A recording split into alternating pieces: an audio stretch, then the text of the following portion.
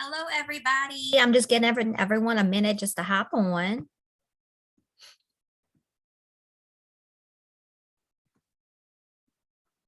Welcome, welcome, welcome.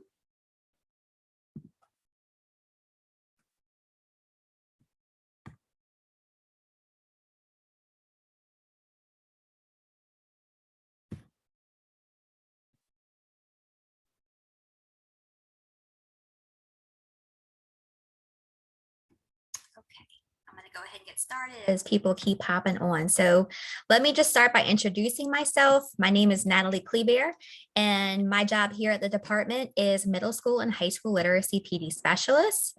And I'm so excited. This is our first session in this series.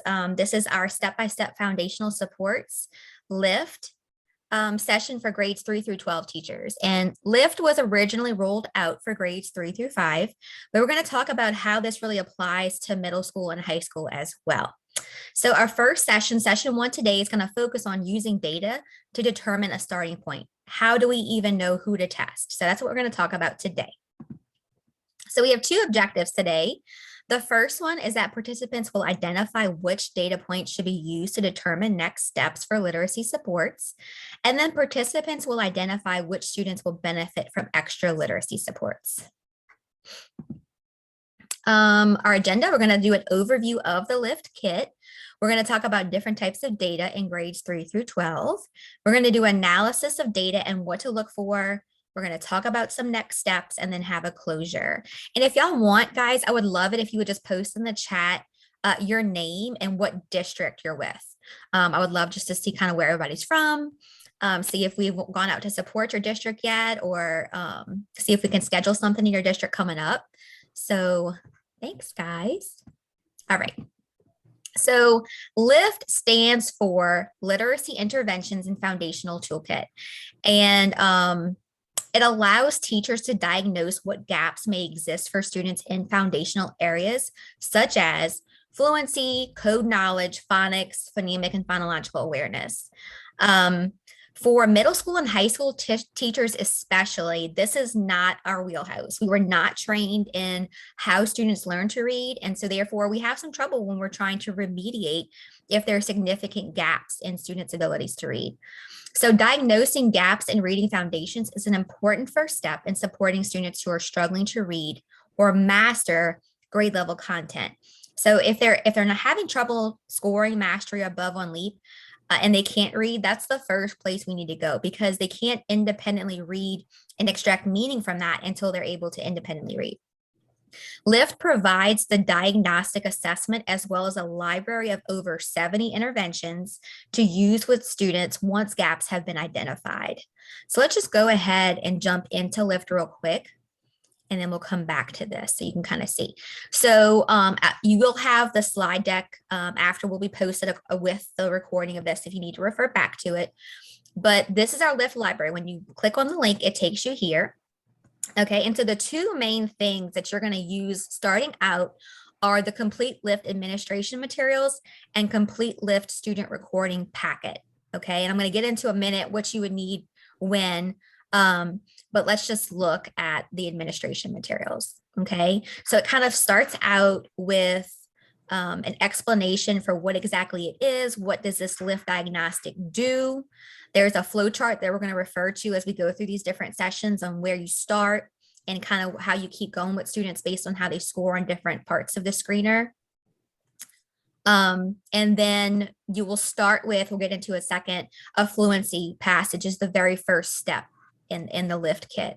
Okay, so they have a basic one, Quest for the Best, which my recommendation is to use that for grades 3 to 5. And then there's a more complex one called the French Quarter, which I recommend using for grades 6 through 12. And there's going to be some exclusions to that. There's going to be some other things. Then LIFT goes into a foundational skills code knowledge inventory. And if students don't score 50% or higher on their national norms for the fluency, this is the next step in that. And we're going to go through this in different sessions in different weeks. I'm going to show you very explicitly what to do at different parts of the screener, because most of you have no experience administering something like this, because I know I didn't. Okay, let's jump back in here. So, Okay.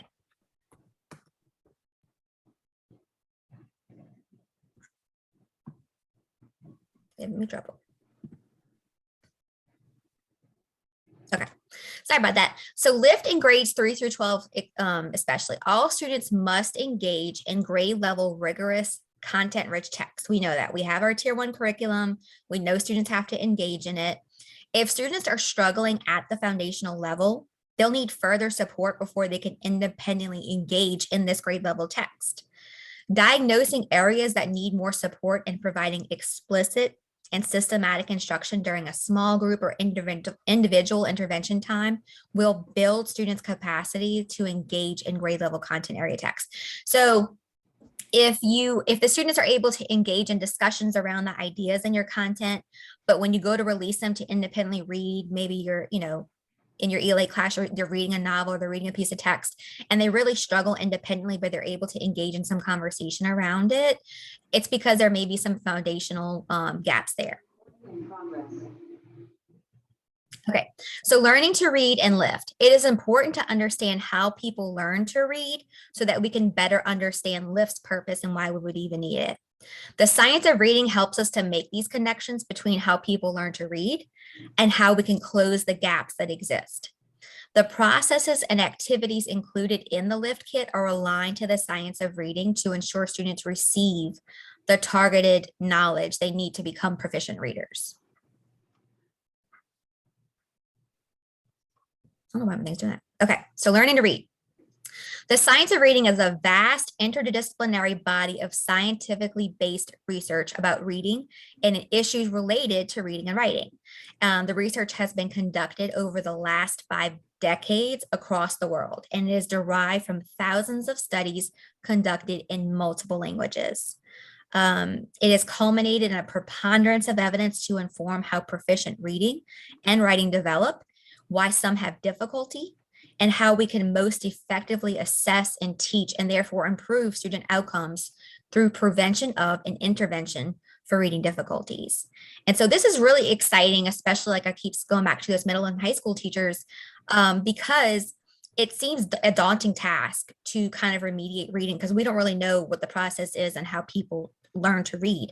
And so the science of reading has really broken it down to help us understand how people learn to read and pinpoint where the breakdown is happening so that we know where to go in and correct that. So the science of reading is derived from researchers from multiple fields. This is not a new fad in education that says it's just popping up. This is 5 decades of research around the world with all of these different researching fields. So cognitive psychology, communication sciences, developmental psychology, education, linguistics, neuroscience, implementation science, and school psychology. What it is not. So the science of reading is not an ideology or philosophy, a fad, a trend, a new idea, or a pendulum swing. See those sometimes in education. It's not a political agenda. It's not a one-size-fits-all approach.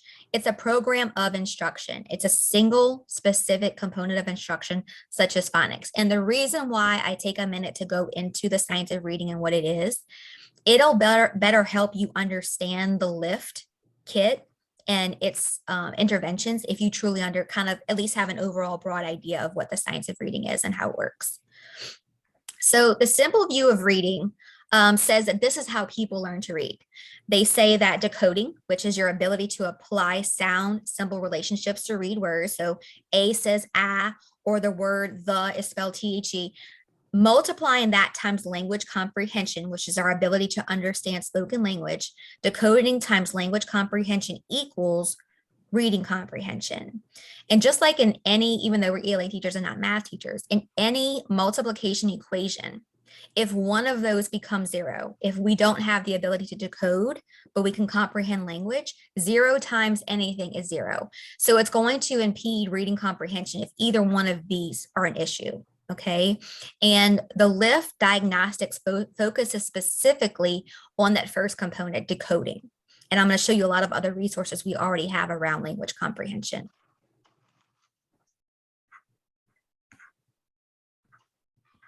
I don't know what my deal is. Let me get out of this, guys, and go back into it so I don't keep having trouble.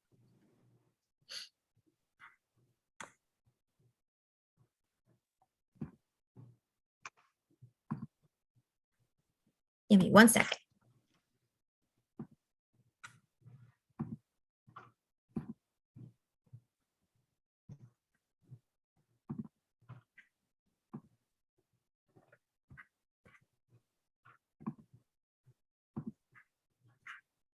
Okay, let's jump back in.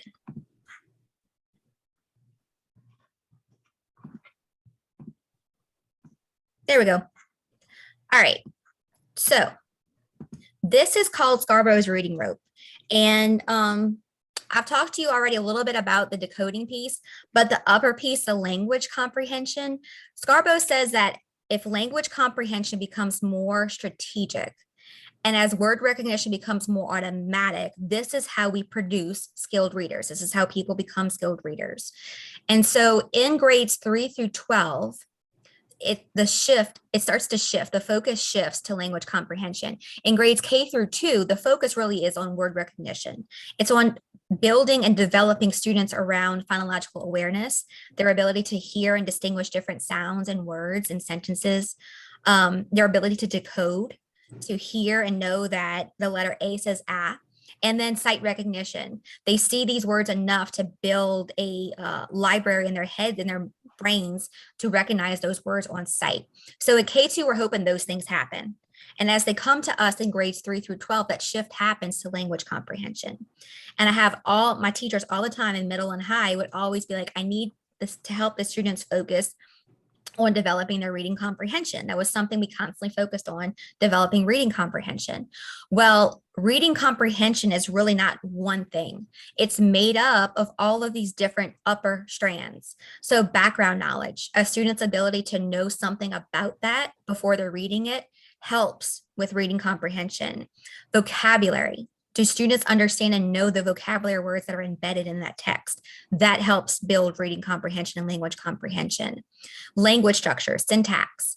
Grammar has not been explicitly taught in a while. And so sentences are actually thought bubbles. This helps us understanding how grammar works and how sentences and paragraphs are structured helps us build meaning.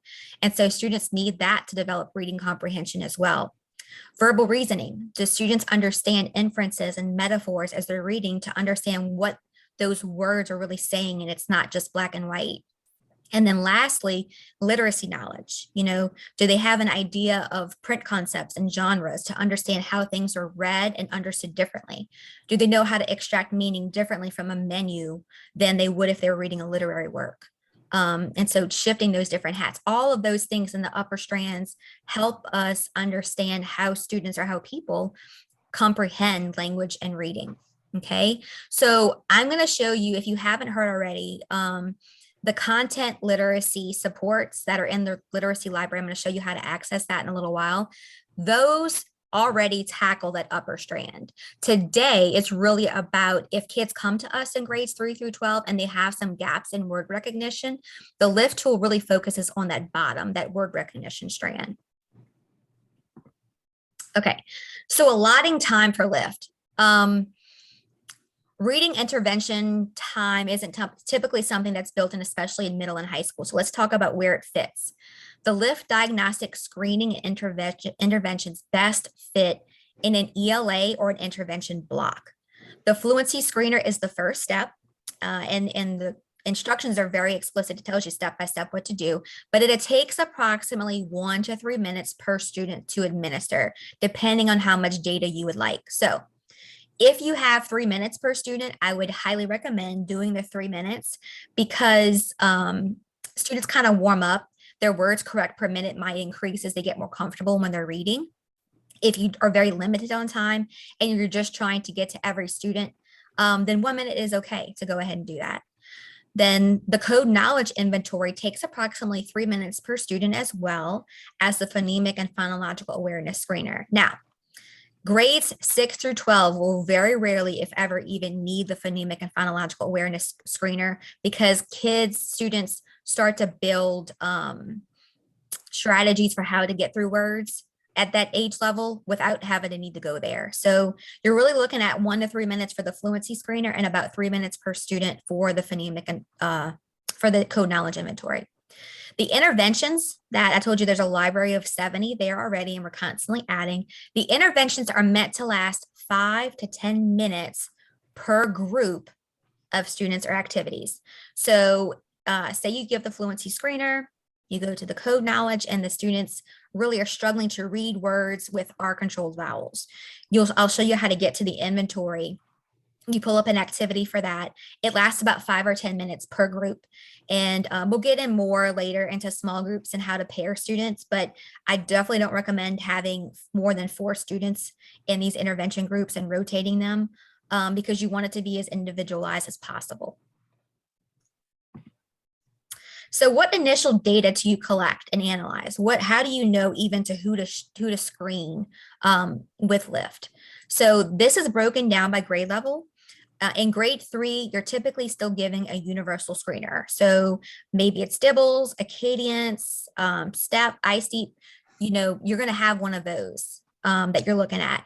In grades 4 through 8, you may still be giving a Dibbles or some other type of universal screening where you're administering an ORF, or what's called an oral reading fluency, or a MAZE, a reading comprehension screener. And I'm going to have a link in the slide deck when it's shared that you can access Dibbles materials if you're interested in that.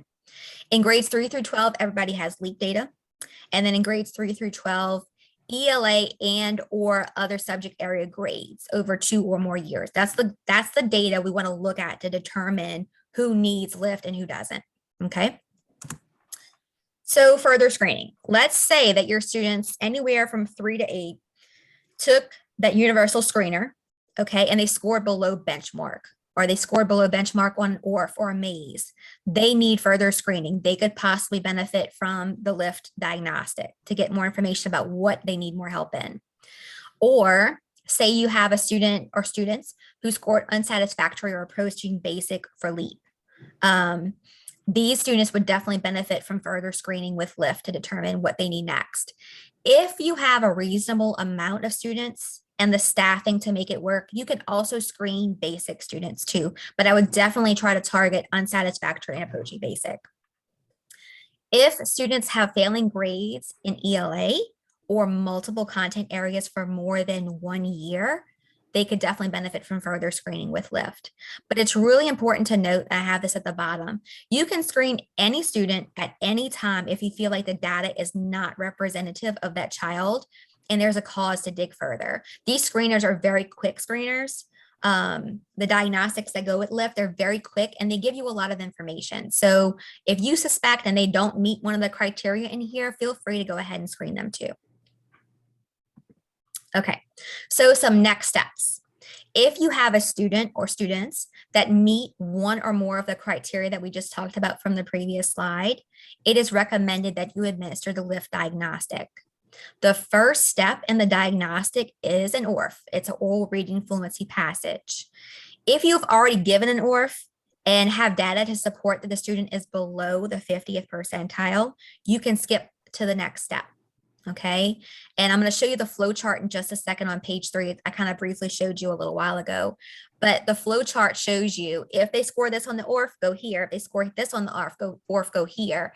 So if they're above 50%, then we'll get more into that into session 2 next week.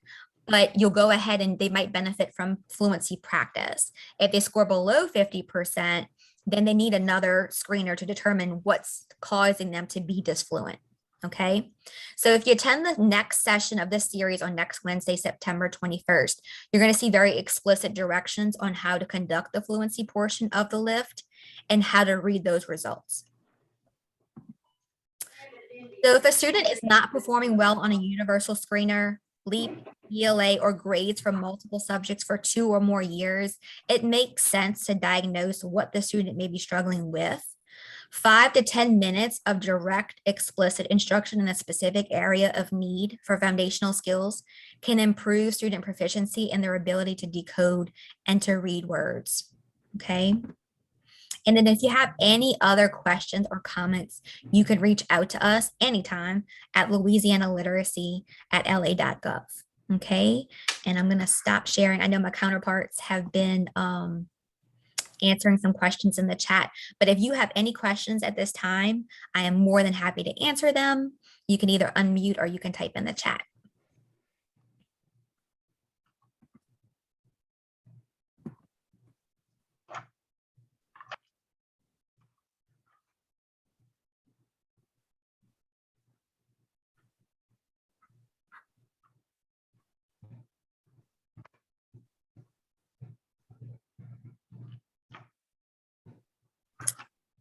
And we're really going to dive in, guys, to the different parts, like I said, week by week, to make sure you're familiar with A, how to administer them, and B, what next steps look like from each piece of the lift.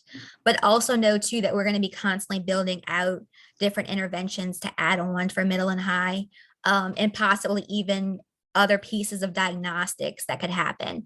I mentioned to you that upper part of the rope, the language comprehension part, all of those different pieces that make up reading comprehension.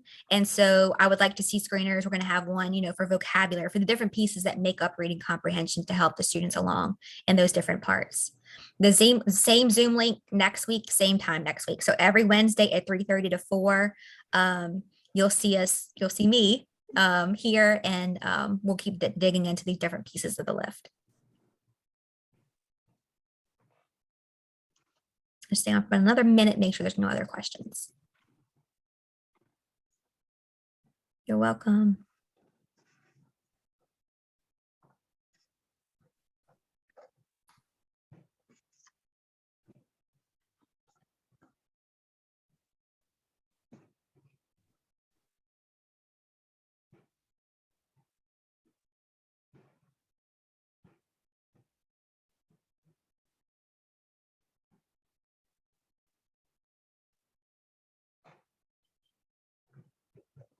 All right, guys. Well, if that's it, then I will go ahead and end today's meeting, but I'll see you back next Wednesday, same time, same place.